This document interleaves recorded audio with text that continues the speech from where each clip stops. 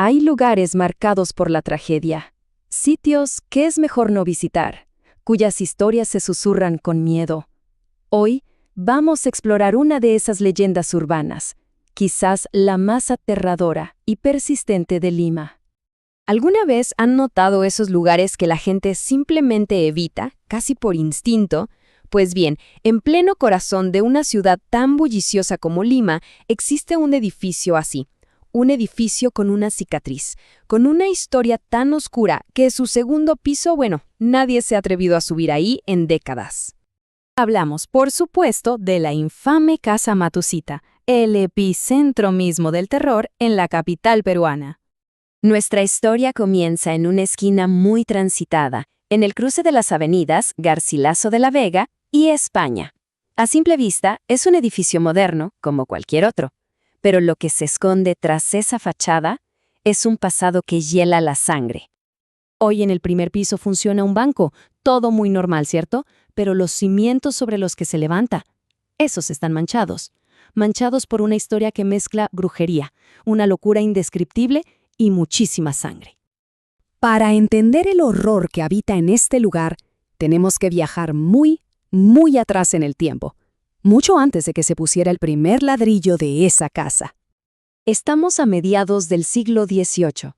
A la Lima colonial de 1754 llega una mujer extranjera, enigmática, una mujer persa llamada Parvanej. Ella era una herborista, una sanadora. Tenía un conocimiento profundo de las plantas y sus poderes curativos. Pero en esa época, para la Santa Inquisición, ese conocimiento no era ciencia, era brujería. Y por eso fue vista como una amenaza y condenada. Y justo ahí, en el momento de su sentencia, Parvaneja lanzó una maldición. Pero no maldijo a sus verdugos, maldijo la tierra, el mismísimo pedazo de suelo donde todo ocurría. Y esa tierra absorbió el odio y esperó, pacientemente. Ahora demos un salto de casi 200 años. Estamos en la década de 1940. Una familia respetada, los Matsushita, decide construir su hogar y negocio justo sobre ese terreno maldito, sin saber que estaban a punto de despertar un mal que llevaba siglos dormido. En el primer piso tenían una ferretería, que la verdad era bastante próspera. Y arriba, en el segundo, vivía la familia. El padre era un hombre severo, muy tradicional. Poco a poco, la atmósfera de la casa se fue enrareciendo. Se volvió opresiva. Se escuchaban susurros, se veían sombras. La casa misma parecía estar envenenándolos lentamente. Y entonces llegó la noche fatídica. El padre organizó una cena muy importante, sin tener la menor idea de que la malevolencia impregnada en las paredes estaba a punto de estallar de la forma más violenta que se pueda imaginar. Se cuenta que los empleados domésticos, cansados del constante abuso y maltrato del patriarca, planearon una pequeña venganza.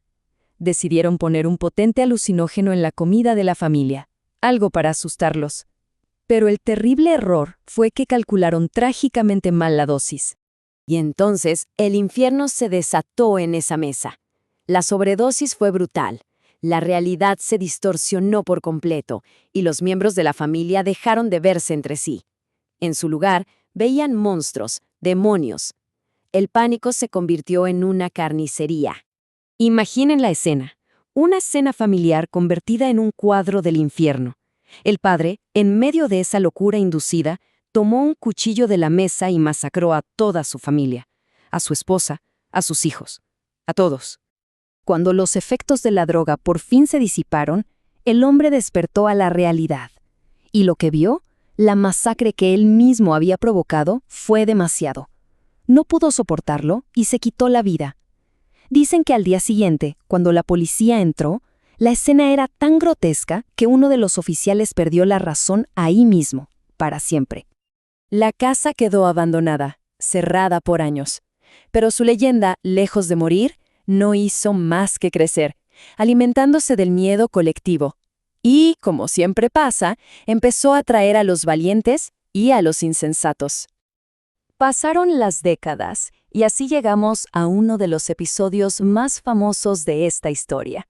Un conocido presentador de la televisión peruana, Humberto Vilches Vera, aceptó un reto en vivo, pasar una noche entera, solo, en el segundo piso de la casa Matusita. Su intención era desmentir el mito frente a todo el país. Lo que pasó esa noche sigue siendo un misterio. Lo que se vio fue a un presentador entrando con su equipo, muy seguro de sí mismo.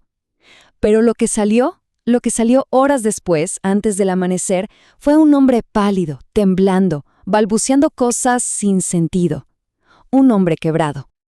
Años más tarde, él mismo afirmó que todo fue un montaje para subir el rating.